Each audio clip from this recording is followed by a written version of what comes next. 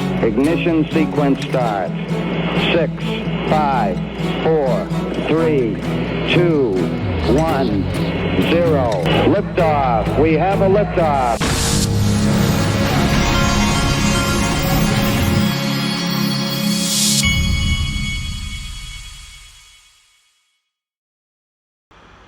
Hey everybody, this is the Digital Asset Investor, and I do have some food in the oven, and so it's possible that this is one of those videos where you could sit here and wait while I go check the oven and make sure nothing's burned. Sometimes that's what we deal with on this channel. We have had more great Brad Garlinghouse video clips this week than any time I can remember, and now I've got another one. I do not remember seeing this. This was put out by Pantera Capital, where Brad Garlinghouse went to their conference. So we're going to get to the XRP stuff. Let me make sure I got it Now right. if we zoom into Ripple, I've even been chastised by you for confusing Ripple Labs and XRP. Could you help the audience know, essentially, what is their XRP, what's it do, what's Ripple Labs, and how should people understand it? Yeah. I'll start by saying that one of the big sensitivities about, is it Ripple, when people conflate XRP as Ripple, I bristle because to some degree that's at the heart of the lawsuit with the SEC. Like their contention that XRP is a security. It's like, no. You can own XRP and you don't own Ripple. We raised a seed round of funding in 2012 and a Series A and et cetera. I mean, Ripple at its core is an enterprise software infrastructure player selling blockchain and crypto solutions to the enterprise. We started with financial institutions, banks, started with cross-border payments. We now have custody, stablecoin. We acquired a prime broker earlier this year. And so, we're continuing to expand the suite of services, but it's all at the infrastructure layer from a B2B point of view. XRP, we are the most interested party in XRP's success. We own 41% of the XRP that exists. We care immensely about the vibrancy, the utility, the liquidity of the XRP ecosystem. But the nice thing is, compared to when I went to that crypto CEO conference at your home over a decade ago, the breadth of participants in the XRP ecosystem has changed dramatically. And so Ripple's still the most interested party and the largest party. And anything Ripple does, we want to build products and services that customers love and are happy to pay for and have the symbiotic relationship of driving liquidity in the XRP ecosystem. If it's doing good things for XRP and customers will pay us for them, that is a magical place for us to be. And honestly, we don't think as much about can we maximize the last dollar of revenue, because if it's driving good things in the XRP ecosystem, that's good for us from a balance sheet point of view over here. And what have you found to be the most current use cases? What are people using it for? Well, I actually think, I love conferences like this because you do have a lot of entrepreneurs coming up here and talking about real solutions. I think one of the challenges for crypto at large is you don't have that many scaled real world use cases where these technologies are actually improving people's lives in some way.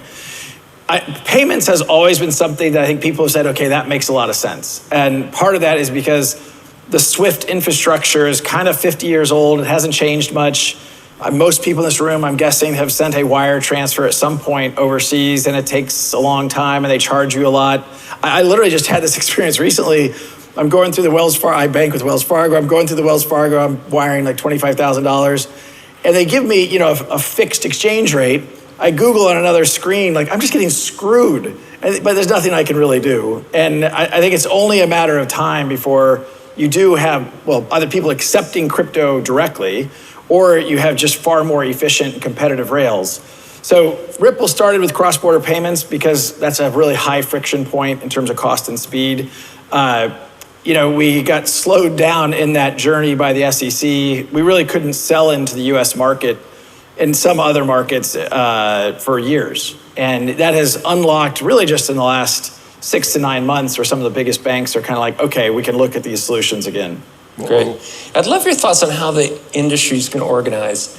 There's been a couple different models, right? Bitcoin had the creator ascend into heaven and no longer speak with his disciples, right? And so it never changed. And then you have a lot of protocols have foundations, but they don't have a Ripple Labs type company that's got 1,000 developers building things. You're somewhere in the middle, and I do hear people now say, for other protocols, they wish they had a Ripple Labs type thing that can help build things and advocate, and you've been very bold in pushing back on the regulatory side. Where do you think we are in 5 or 10 years with not just XRP, but Ethereum, even Bitcoin? Is it going to have some kind of governance thing? And I would throw into the mix, we're talking a lot about DATs today.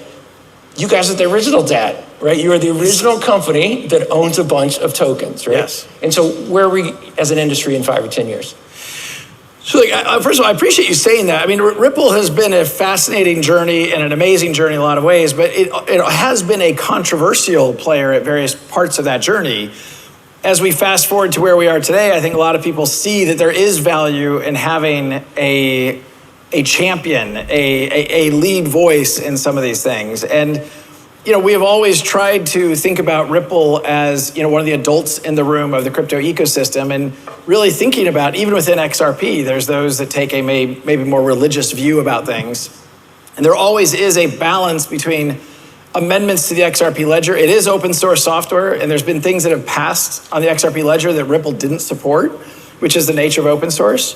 But there always has been this, tension within XRP about performance that we care very much about. It's very fast per transaction, very low cost per transaction, which makes it great for payments. You could add capabilities, but then you're going to slow it down and it's going to become more expensive.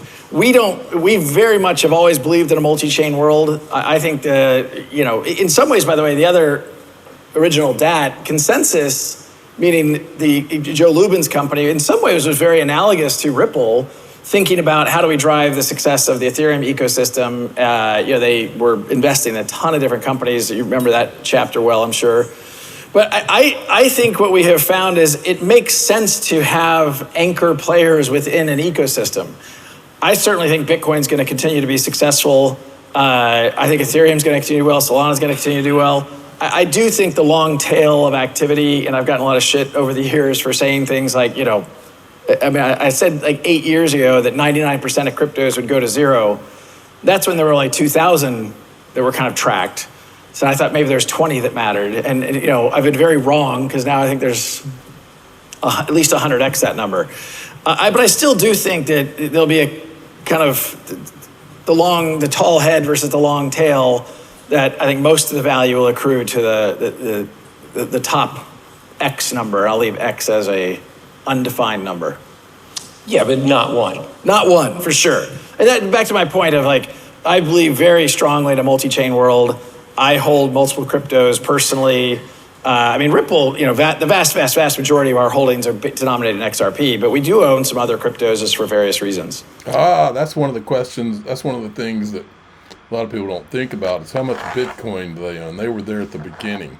And could you give the audience some stats on how performant it is, how many transactions per second? Because those are the Achilles heels of Bitcoin and Ethereum not being able to process. To scale, yeah. So the XRP ledger on a per transaction basis is a fraction of a penny. It's 0.00002 cents per transaction and the ledger completes a transaction every 3 to 4 seconds. So by contrast, particularly in these surge markets, you've had Bitcoin transactions that cost $50 to complete a transaction. It takes 8 minutes. And again, please don't interpret that as me being negative towards Bitcoin. Bitcoin's going to be great to solve one use case. ETH's going to be great to solve a different use case. XRP is going to, and I think the reason why you're seeing, a significant increase in developer activity around the XRP ledger is because people are saying, for this kind of use case, XRP is great. And there's also times when people come to me and they want to do something with Ripple, they want to do something with XRP, and I've said to them, XRP is not that's not the right technology stack for you to look at. It's just, for whatever reason, their pursuit of a vertical, it just doesn't make a ton of sense. And to me, that's okay. It's a big pie to grow. Well, no, and the analog I always think about is there's not one internet company. Right. There's half a dozen really huge ones, a lot of medium-sized ones, thousands of small ones. So there's definitely space for a lot of different protocols. I actually do think that's the right comparison. The idea that there's one internet doesn't really make sense. Look, I imagine most people in this room probably use Google Chrome. Well, there are smaller, that you've got Safari, you've got Opera, you've got Brave browser.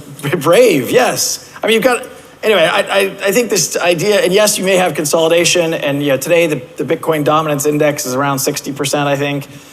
Okay, that's great. There's a lot of value, and I think Ripple's always tried to champion, if crypto does well, that's going to probably be really good for Ripple. And so we've invested almost $3 billion in other crypto initiatives. Now, some of those are XRP specific.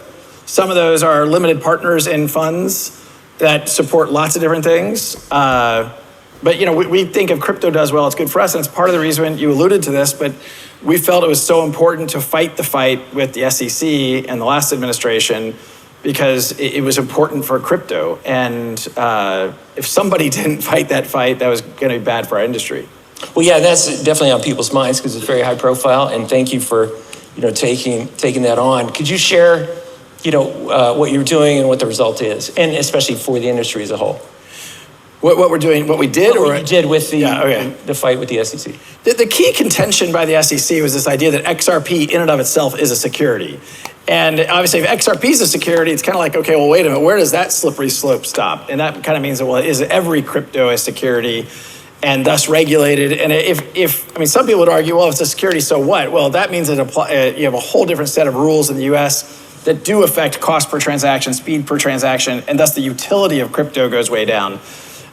In my opinion, the SEC did not act, and I'm quoting one of the judges involved actually in one of her opinions wrote that the SEC was not, quote, following a faithful allegiance to the law.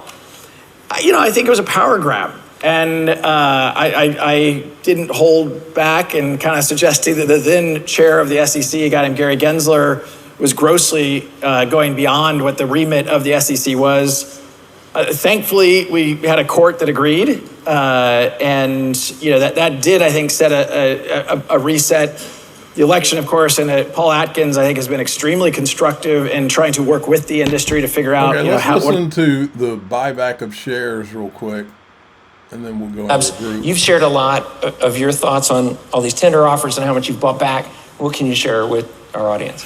I mean, kind of a little known fact that we're, not that we're covert about it, but we've actually repurchased over 25% of the company. We've spent $4 billion buying shares back from our shareholders.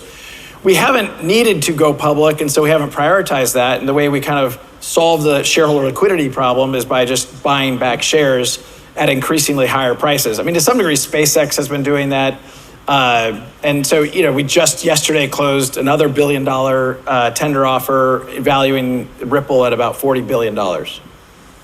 Excellent. Is there anything you can say about whether you will go public? Look, we're not in a hurry. Obviously, the window's open. I will say as a very positive thing, I think a watershed moment for the crypto industry was the Circle IPO. Yep. It went from, I think people were worried about how that was going because it was during the Tariff Liberation Day event and the public markets weren't sure, and to see how oversubscribed it was and even now I think it's a $35 billion company. I think that is phenomenal for crypto broadly. Obviously some of the other ones that have gone public, whether it's Bullish or Gemini, haven't gone quite as, they've done well, but not quite as well. But because Ripple, today we have, just shy of $4 billion on the balance sheet. And so we're not in a hurry to go public, and we feel like we can play offense from an M&A point of view and continue to stay private. There's some benefits to being private. At some point, I would imagine we'll knock on the public markets door, but that's not today. Oh yeah, they're going to do it. Okay, we're going to go into daixrp.com. That's the Patreon. If you'd rather join through YouTube, click the join button below any of these videos, or you can join through X by hitting subscribe. I'm the digital asset investor. I'm not an investment advisor. This is for entertainment purposes only. Please subscribe, hit the like button to your friends and family. Here we go.